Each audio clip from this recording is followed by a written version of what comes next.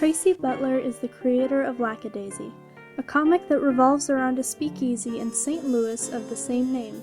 While it is now her primary project, she began humbly, just a kid who liked to draw cats. When she was very young, her mother gave her crayons and paper to keep her busy.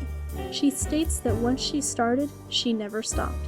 She did freelance work for several years before landing a job with a game company, where she would remain for 15 years. In 2009, she was inspired by the history of her 1910 St. Louis house and the city surrounding it, and Lackadaisy was born. She used her free time, which was sparse, to work on Lackadaisy. She posted it online and it grew into an internet sensation. Her audience was, and still is, mesmerized by her command of form, expression, and values.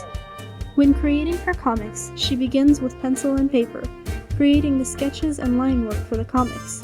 She then scans it into a computer and creates the sepia tones using Photoshop.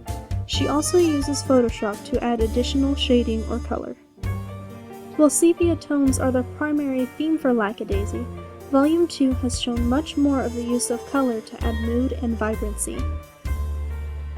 Her work ranges from that of peaceful introspectiveness to that of the utterly ridiculous.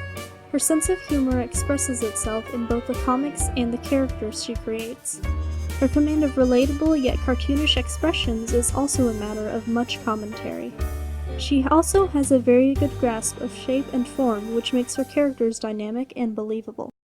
Comparing the first page of her comic to her last shows just how much she has developed her artwork. Miss Butler interacts with her fans on various websites, often commenting on fan art with gratitude and advice. She has responded graciously to not very gracious people, and has posted humorous comics that answer questions her fans ask. I even emailed her to ask questions for this project, and she answered right away with detailed answers.